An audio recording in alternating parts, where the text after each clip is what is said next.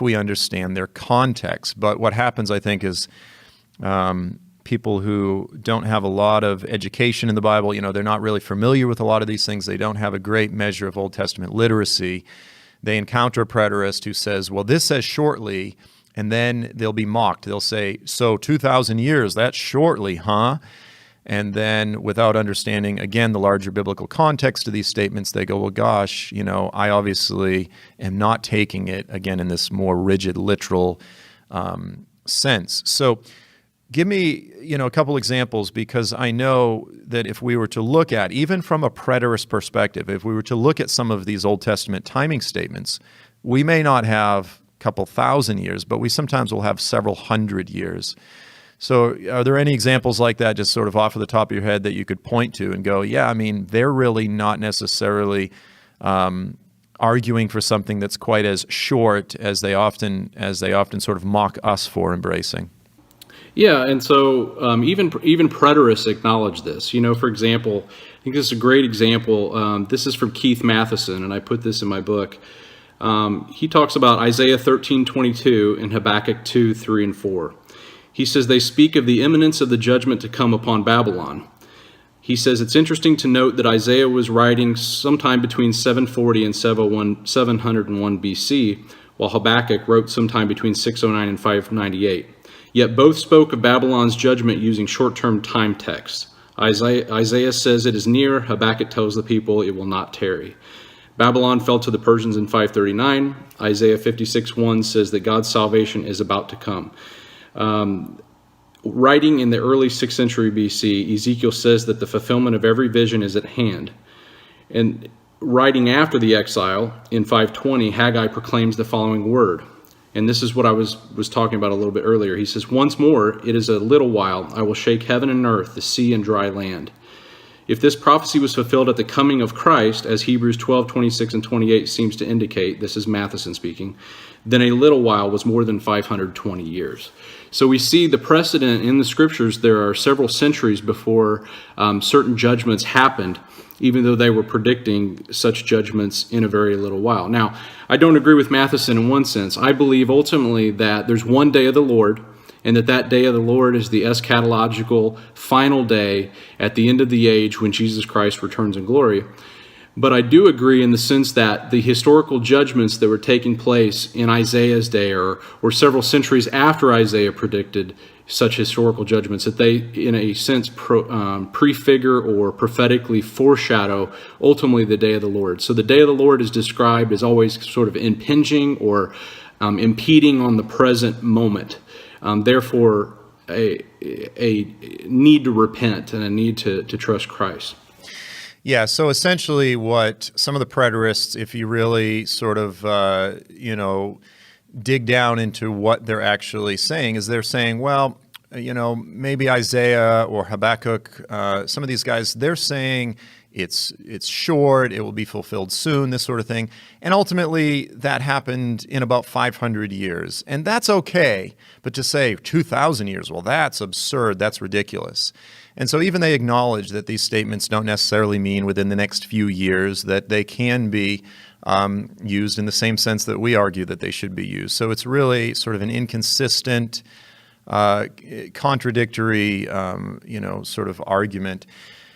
Now, the big one, and this is no question, this is always going to be probably the most significant timing text or statement in the New Testament that will come up time and time again whenever futurists and preterists have a discussion, is Matthew 24, verse 34. Jesus said, "Truly I say to you, this generation will not pass away until all these things take place." So go ahead and explain, what do preterists do with this verse? Yeah, so they basically reason that that a generation is a short duration of time, say 40 years, 70 years, 100 years, something very short in duration. And therefore, on the basis of that assumption, they then say, well, look, Jesus said that all these prophetic things that he described in the Olivet Discourse prior to this verse had to take place in that contemporary generation. In other words, those that Jesus was standing in front of would see the very things that he said, this generation will not pass away until all these things take place. There's a lot of problems with that. In the book, I say that DeMar and his colleagues reason that expression must refer to Jesus' contemporary generation because it always contains that meaning when it appears throughout the Synoptic Gospels. But then later in the book, I explained that the phrase "this generation" it does indeed include the contemporaries of Jesus, but it's not restricted to them, as the preterists argue. In other words, they say we would agree with them in the sense that Jesus was talking to this generation when he was speaking to the scribes and the Pharisees and those who before him were rejecting him and his disciples. How we would differ with them is they would say, see, that means that it had to happen. That these prophetic events had to happen during that time period. However, when you look at how the word genea, generation, is used throughout Scripture, we see something very different. It often refers to offspring, to birth, to descent, and it's not restricted to a time frame. R.C. Sproul admitted this, talked about it at length, and I quote that in my book. But basically, look, the general use of the term in both the New Testament and the Septuagint is consistent with how it's used in the Hebrew Old Testament with the word dor, which means generation as well. So dor and genea in the New Testament both mean generation, and their use is virtually the same. Now, granted, it can mean, and sometimes does mean in particular contexts, generation can mean a short period of time. However, generation in the Old Testament often has more of a qualitative meaning and describes like the general character or quality of people. And that's the way that Jesus is using it. And there's reasons to believe this. We see this use in the Old Testament, for example, where the psalmist in Psalm 14:5 contrasts the generation of the righteous with the generation of the wicked. Psalm 49:20, it talks about his father's generation, in other words, coming forth from the Father. The generation of God's children in Psalm 73:15, the generation of the upright in Psalm 112, verse 2. So there's a quality associated with the generation at hand.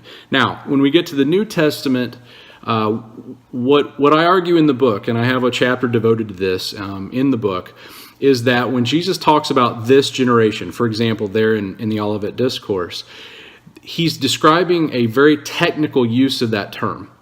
Okay, he uses that same technical use throughout the Synoptic Gospels, and it's used throughout the New Testament in that way as well. So how do we know? And I walk you through this in the book, but basically when you see how Jesus and the apostles use that phrase, this generation, they attach adjectives to that expression that point back to the Song of Moses in Deuteronomy chapter 32, specifically verse 5 and 20, but talked about throughout that chapter. For example, Jesus talks about, O faithless generation, O faithless and twisted generation, an evil and adulterous generation, an evil generation, this adulterous and sinful generation, this crooked generation, a crooked and twisted generation. Now, every time he does that, he's reminding his audience of the Song of Moses, where this language is first used in Deuteronomy 32. And now this is important because this chapter, Deuteronomy 32, really forms the backbone of all the prophets. In other words, the language that we see Moses using in that chapter to describe this generation or this type of offspring, this quality that is characteristic both of his particular contemporaries, but also those who are coming, is picked up by almost all the prophets, beginning with Isaiah and all the way through, even in Isaiah chapter 1. So we see him use the very specific language of Moses, showing that this generation is a perpetual generation, one that's pervasive of really all time until the return of Christ. Now, the idea is that the wickedness of this generation is ongoing, that this generation is, as the fathers, so are the children. So that's how I would argue it in the book, and I spend a lot of time detailing why that is and making several detailed arguments in chapter 8. So. Yeah, no, that's fantastic. I really appreciate that you brought it back to Deuteronomy 32 and the Song of Moses, because this really, hands down, this is the foundation for, in so many ways, the entire biblical narrative. Moses is at the end of his career, at the end of his prophetic career, at the end of his life, and he sings this song, which is an incredible rebuke to his people. And In essence, he says, listen, he says, when I was with you, you guys gave yourselves over to idols, to worshiping other gods. After I leave, you're going to do the same thing. But in the last days, I'm going to bring you to the end of your strength. And then I'm going to say to you, now where are your gods? Now where are your gods? See, behold, I am he. I'm the one that brings life and brings death. I'm the one that wounds but also heals. And then I will speak tenderly to you. And so this rebuke of Moses, again, with all of this language of this perverse generation, this wicked generation, Jesus is picking up on all of that language in the Olivet Discourse, and he's virtually quoting Moses, and he is applying these statements that Moses made, again, 1,500 years or so prior to Jesus, and he's applying it to the people of his day, and he's tying them all together as all part of the same generation. So I like the way that you articulate it. You say it's qualitative. I think another way of saying it is that it is speaking to a particular attitude, a particular spirit that was present among the people. And he goes, this thing here that's present among you, and the people who display this sort of attitude, they're not going to pass away until all these things take place. And all of these judgments will come upon this people, this kind of people. And as you said, quite often the biblical prophets are speaking to events that were either close to or in the short-term future ahead of them, but they were ultimately speaking through those events as they were looking forward to the ultimate day of the Lord. And I like the way Alec Motyer, the commentator, in his commentary on Isaiah, he says, there is one day of the Lord, but there are many interim days of the Lord. And so preterists often get upset and they say, no, every passage only has one fulfillment. You can't say that it sort of has one short-term and one ultimate long-term fulfillment. But I think that's the clear sense that through which we can reconcile the entire message of all of the biblical prophets. They're all essentially talking about the same thing. They're all pointing to the same time frame. They're all speaking of the same series of events. And these are the events that surround the first coming and then the second coming of Jesus, the establishment of his kingdom on the earth, again, the day of the Lord, the judgment of mankind, and all of these things. And when you interpret and understand the scriptures this way, then suddenly these often difficult portions of the Bible, such as the Torah, such as the books of Moses, such as the prophets, all of these things, they suddenly all tie in, they flow very smoothly. They align with the New Testament, and it's a very beautiful, easy to understand story, as opposed to, in my opinion, the preterist perspective is this incredibly convoluted, chopped up sort of story where all of the prophets are talking about very different things. They're really not always on the same page. They're not necessarily expounding upon one another and interacting with one another. The preterists often miss the very clear intertextuality of the exegesis, of the hermeneutics, if you will, of many of the prophets. So, like when you get to the Olivet Discourse, Jesus is like this, this maestro, and he's drawing from all of these different previous statements, and it sort of culminates in this beautiful orchestra, this crescendo, that he brings all these things together in this very poetic and prophetic way. So